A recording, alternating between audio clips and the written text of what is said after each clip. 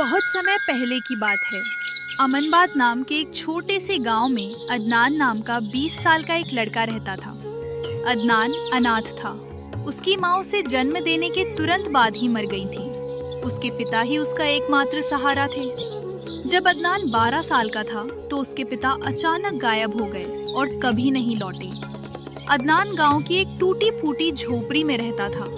एक दिन अदनान अपनी झोपड़ी में बैठा था, तभी फातिमा नाम की एक लड़की खाने की थाली लेकर अंदर आई। तू बार बार मेरे लिए खाना क्यों लाती है? क्योंकि मैं नहीं जानती कि तू क्या खा रहा होगा, और तू तो जानता ही है कि मैं तेरे लिए खाना क्यों लाती हूँ। तेरा ये एहसान मैं कभी भूल नहीं पाऊंगा। ये एहसान नहीं है अदनान, ये मेरा प्यार है। इतना कहकर फातिमा ने नजरें झुकाईं और चुपचाप झोपड़ी से बाहर निकल गई।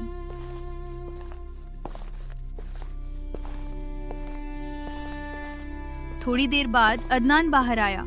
झोपड़ी के सामने गांव के चौधरी साहब खड़े थे। अदनान, खाना हो गया? जी चौधरी साहब, आपकी बेटी कुछ देर पहले मुझे खाना दे गई है।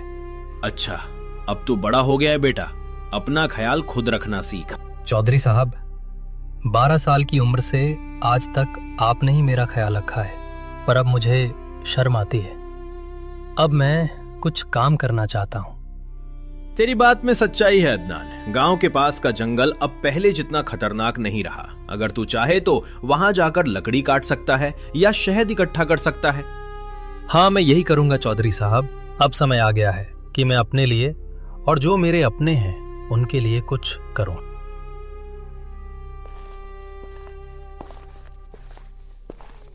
अदनान जंगल की तरफ निकल पड़ा।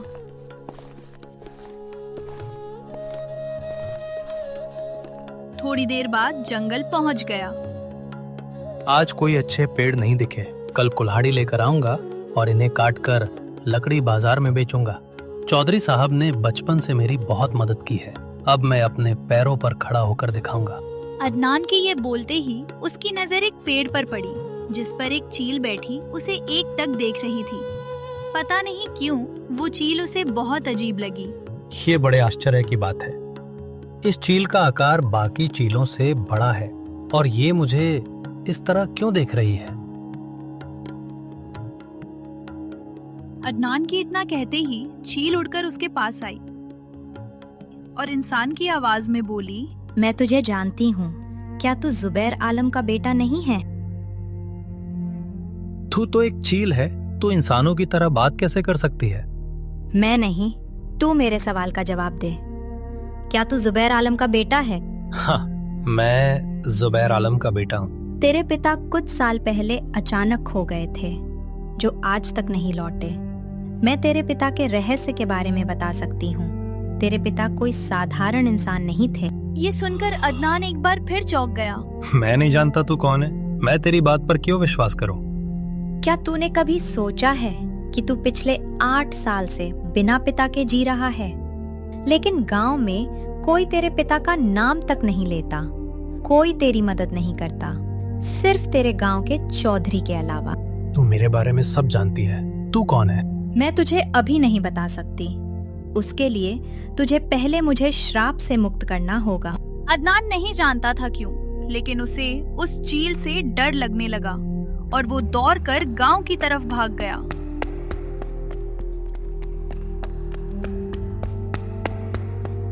घर आकर अदनान जोर जोर से हांफने लगा और डरते डरते बोला, वो जंगल बड़ा अजीब है। वहाँ के पक्षी भी इंसानी भाषा में बात करते हैं। मैं अब उस जंगल में कभी नहीं जाऊंगा।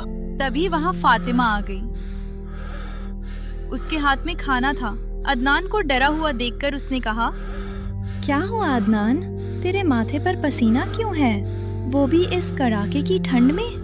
और तू इतना घबराया हुआ क्यों है? अदनान फातिमा से कुछ नहीं छुपाता था। कांपते होठों से अदनान ने सारी बात बता दी। अदनान ने खाना खाया और सो गया।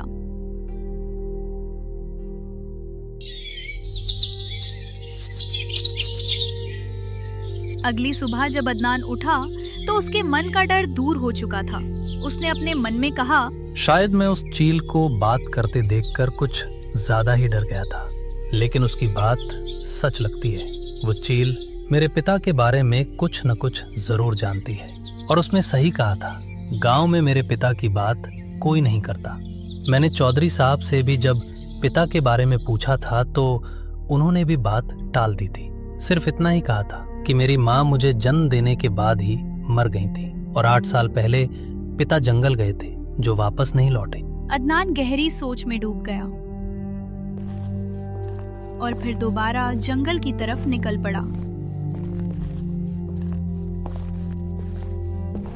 थोड़ी देर बाद अदनान जंगल में उसी जगह पर खड़ा था जहां उसकी चील से मुलाकात हुई थी। तभी वह चील उड़कर वहां आ पहुंची। मैं जानती थी तू जरूर आएगा, क्योंकि तू भी अपने पिता जुबैर आलम की तरह ही बहादुर है। तू बता, मेरे पिता के बारे में क्या क्या जानती है? वो कहाँ है? क्या वो जिंदा है? कल मैंने कहा था उसके लिए तुझे पहले मुझे श्राप से मुक्त करना होगा, पर तू चिंता मत कर, मैं तेरी मदद करना चाहती हूँ। तू मुझे अपना दोस्त समझ। मैं जानती हूँ तू बचपन से गरीबी से लड़ रहा है और कभी कभी इस बारे में तुझे शर्म भी आती है। ये सुनकर अदनान उदास होकर बोला, जब चौधरी साहब की बेटी मेरे लिए खाना लेकर आती है तो मुझे बहुत शर्म आती है। वो मुझसे प्यार करती है और मैं भी उससे प्यार करता हूँ, लेकिन कभी कहने की हिम्मत नहीं हुई। क्या मैं यूं ही चौधरी साहब से उनकी बेटी का हाथ मांगूंगा? मैं इस जंगल के सारे रहस्य जानती हूँ, चल मेरे साथ। ये कहकर चील उड़ चली और अदनान उसके पीछे पीछे चलने लगा।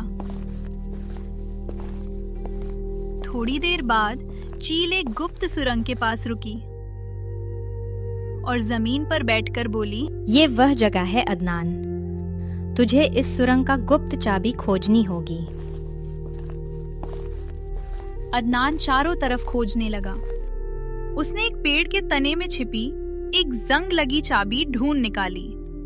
अब इस सुरंग का ढक्कन खोल। अदनान ने सुरंग का ढक्कन हटाया तो उसकी आंखें आश्चर्य से खुली रह गईं। इसमें तो ढेर सारे हीरे जवाहरात, सोने की मोहरें हैं। इन्हें बेचकर तो मैं अमीर बन सकता हूँ। ये सब तेरा ही है, पहले तू अमीर बन जा, फिर मैं तुझे बताऊंगी कि मैं श्राप से कैसे मुक्त होऊंगी। फिर मैं तुझे तेरे पिता से भी मिलवा दूंगी। मैं जानती हूँ वह अभी कहाँ है। मैं उस दिन का बेसब्री से इंतजार करूंगा। पर एक बात बता, तूने कैसे जाना कि इस सुरंग के अंदर ये धन छिपा है?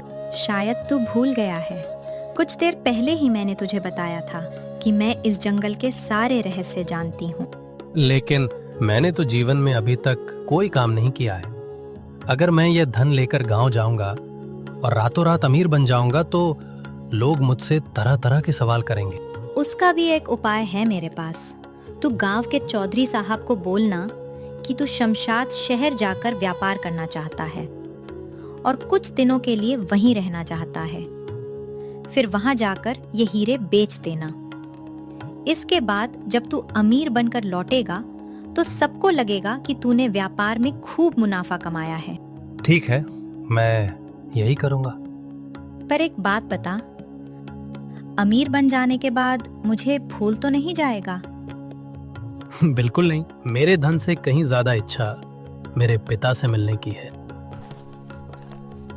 इतना कहकर अदनान बक्सा लेकर गांव लौट गया।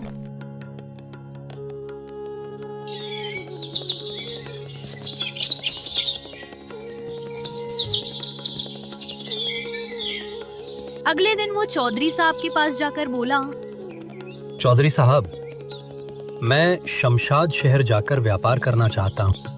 अदनान, तू तो कभी गांव से बाहर नहीं गया है। व्यापार करने के लिए पैसा चाहिए, अनुभव चाहिए। तू ये सब कैसे करेगा? मैं शमशाद शहर जाकर मेहनत करूंगा, मजदूरी करूंगा, लेकिन अब कुछ बनकर ही इस गांव लौटूंगा। ये सुनकर चौधरी साहब गहरी सोच में डूब गए। फिर मुस्कुराते हुए बोले, अगर तेरी इच्छा सच्ची है तो तू अपनी मंजिल में जरूर कामयाब होगा। मेरा आशीर्वाद तेरे साथ है। अदनान बक्सा छिपाकर गांव से निकल गया। रास्ते में उसकी मुलाकात फातिमा से हुई। शमशाद, शहर जाके कहीं मुझे भूल तो नहीं जाएगा ना? डर लगता है कहीं दूर जाके सब बदल न जाए। फातिमा, मैं जानता हूँ तू मुझसे प्यार करती है और मैं भी तुझसे ही मोहब्बत करता हूँ। बस कभी कहने की हिम्मत नहीं जुटा पाया। मैं शमशाद शहर तेरे लिए जा रहा हूँ फातिमा, ताकि इज्जत से तेरे अब्बा के सामने खड़े होकर तुझसे निकाह का हाथ मांग सकूं। मैं दुआ करूंगी कि तू अपनी मंजिल में कामयाब होकर लौटे। अदनान मुस्कुराया और शमशाद शहर की तरफ निकल पड़ा।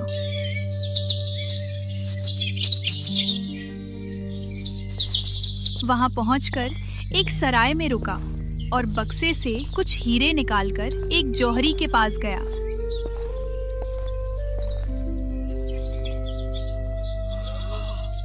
अरे भाई, ये तो एक से एक कीमती हीरे हैं। ये तुझे कहाँ से मिले? ये मेरे पिता के हैं। वो हीरो के बहुत बड़े व्यापारी थे। जौहरी ने अदनान को उसके मांगे हुए दाम दिए। अदनान शमशाद शहर में कुछ दिन और रुका और हीरे बेचकर अमीर बन गया। फिर वो गांव लौटा। अदनान को देखकर चौधरी साहब और फातिमा बहुत खुश हुए। कुछ ही दिनों में अदनान की झोपड़ी की जगह एक बड़ा मकान बन गया। नौकर चाकर भी हो गए। एक दिन फातिमा ने अदनान से कहा, अब तू अमीर भी हो गया है, गांव में तेरी इज्जत भी बढ़ गई है। पहले लोग तुझे अनाथ समझकर दया की नजर से देखते थे, अब वो नजरिया बदल गया है। अब तू मेरे पिता से मेरा हाथ कब मांगेगा? चिंता मत कर, बस कुछ दिन और सब्र कर, फिर मैं खुद तेरे पिता से तेरा हाथ मांगने जाऊंगा। मुझे तुझ पे पूरा भरोसा है। फातिमा के जाने के बाद अदनान ने अपने मन में कहा, बस एक बार मेरे पिता से मुलाकात हो जाए, फिर मैं उन्हीं ही चौधरी साहब के पास हाथ मांगने भेजूंगा। कितना खुशी का पल होगा वो। अब मुझे दोबारा चील के पास जाना चाहिए। इतना कहकर अदनान जंगल की तरफ निकल पड़ा। थोड़ी देर बाद अदनान जंगल में उसी जगह पर पहुंच गया जहां उसकी चील से पहली बार मुलाकात हुई थी। तभी वहां एक फकीर आकर हाजिर हुआ जो एक पेड़ के नीचे बैठा था।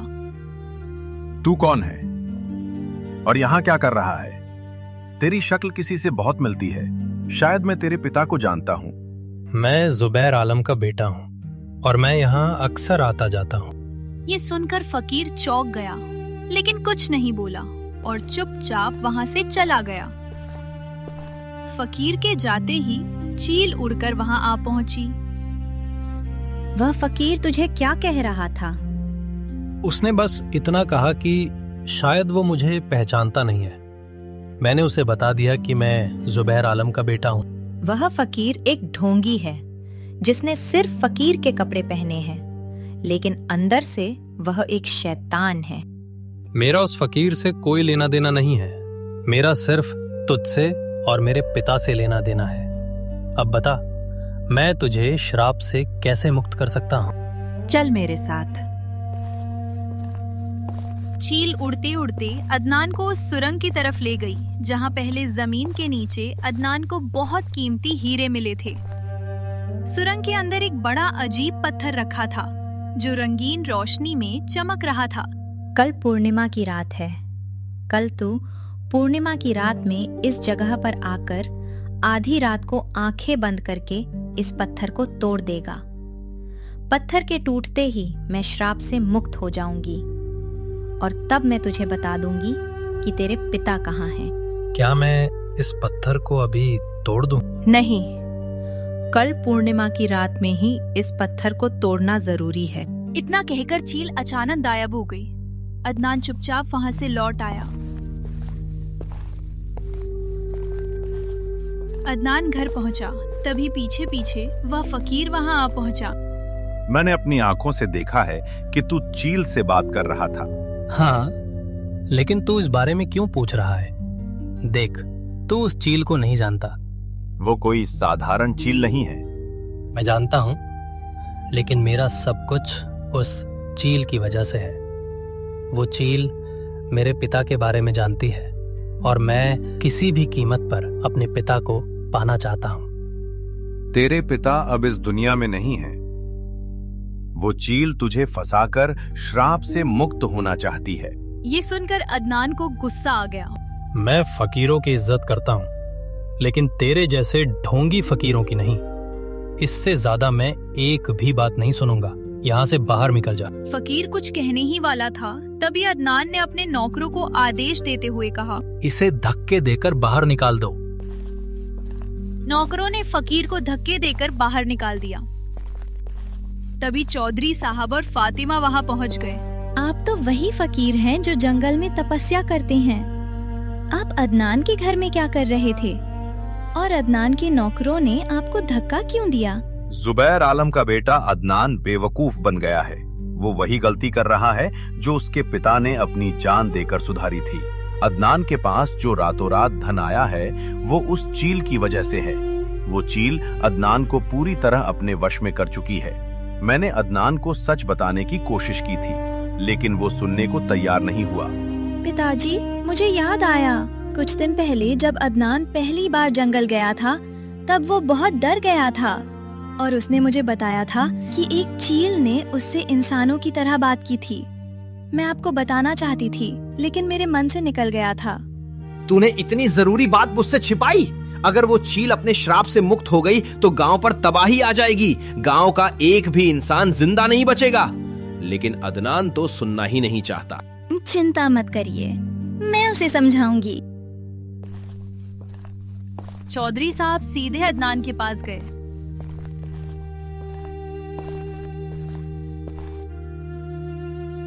मैं सुन रहा हूँ तू जंगल में एक चील से मिल रहा है और वो चील इंसानों की तरह बात कर रही है। क्या तुझे नहीं लगता कि एक चील का इंसानों की तरह बात करना कुछ अजीब है? चौधरी साहब, पहले अजीब लगा था, लेकिन अब नहीं लगता। और मुझे पूरा यकीन है कि ये बात आपको उस फकीर ने ही बताई है। देखिए चौधरी साहब, 8 साल पहले मेरे पिता रहस्यमय तरीके से खो गए थे और वो चील जानती है कि मेरे पिता कहाँ है। मैं सिर्फ अपने पिता को पाना चाहता हूँ। तू अपने पिता के बारे में कुछ नहीं जानता। हाँ, नहीं जानता, क्योंकि न कभी आपने कुछ बताया न कभी गांव वालों ने कुछ बताया। अब मैं किसकी बात पर विश्वास करूं, बताइए? मैं सिर्फ उस चील की बात पर विश्वास करता हूं। कल पूर्णिमा की रात है और मैं उस चील को श्राप से मुक्त कर दूंगा और वो चील श्राप से मुक्त होकर मेरे पिता को मेरे हवाले कर देगी। इतना कहकर अदनान गुस्से में घर से बाहर निकल गया। चौधरी साहब आवाज लगाते रहे, लेकिन अदनान नहीं रुका। चौधरी साहब हताश होकर घर के बाहर आए। अदनान को रोकना बहुत जरूरी है। वो चील किसी भी कीमत पर अपने असली रूप में नहीं लौटनी चाहिए। अदनान तो पता नहीं कहाँ चला गया। अब हमें कल रात का ही इंतजार करना होगा।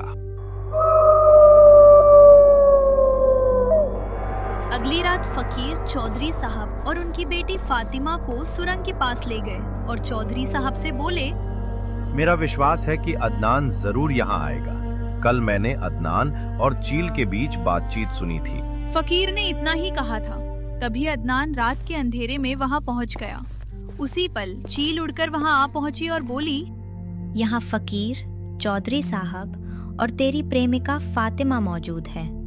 ये तुझे वह पत्थर तोड़ने से रोकने आए हैं, लेकिन तू इनकी बातों पर विश्वास मत करना, वरना तू अपने पिता से कभी नहीं मिल पाएगा। नहीं, मैं इनकी बात नहीं मानूंगा।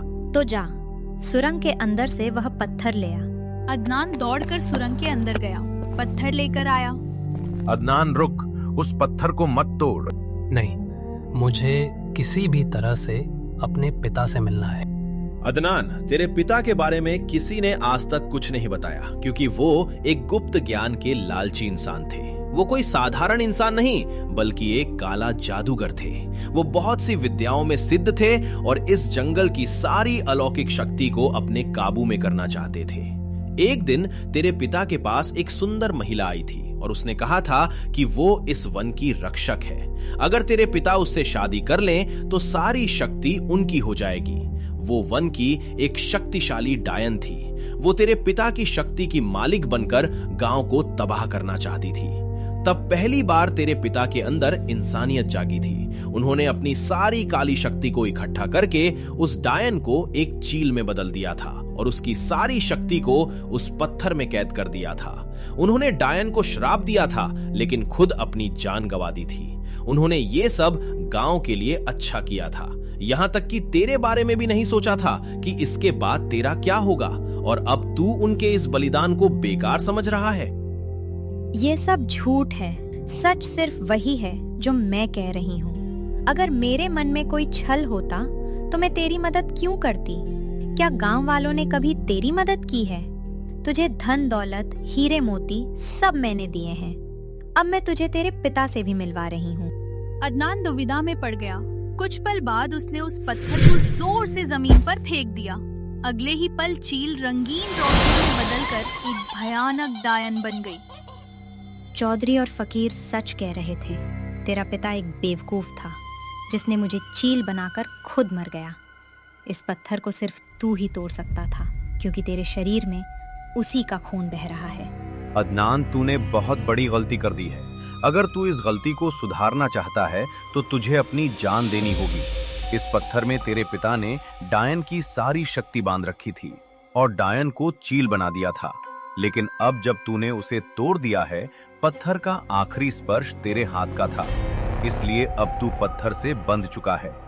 पूर्णिमा की रात के बाद तू और ये पत्थर अलग हो जाएंगे। अगर तू अभी अपनी जान नहीं देता तो वो डायन गांव में घुस जाएगी और तबाही मचाएगी। ये सुनकर अदनान की आंखों में आंसू आ गए। मुझसे बहुत बड़ी गलती हो गई है। मैं सिर्फ अपने पिता को पाना चाहता था। अब फैसला तेरे हाथ में है। यहाँ से कुछ दूर एक गहरी खाई है, तुझे उसमें कूदना होगा, तभी डायन जलकर राख हो जाएगी। तू ऐसा नहीं कर सकता। लेकिन अदनान ने अपने मन में फैसला कर लिया था। वो दौड़कर खाई के किनारे पहुंचा और कूद गया। उसका शरीर खाई में गिरते ही डायन चीखने लगी और आग की लपटों में जलकर राख हो गई। फातिमा की आंखों से आंसू बहने लगे। चौधरी साहब रोते हुए बोले, अदनान के पिता में एक इंसानियत जागी थी, लेकिन अदनान सिर्फ इंसान नहीं था, वो एक बलिदानी था। उसने अपने गांव के लिए अपनी जान दे दी है। फकीर, चौधरी साहब और फातिमा गांव लौट गए और इस तरह सालों से चले आ रहे रहस्य का अंत हुआ।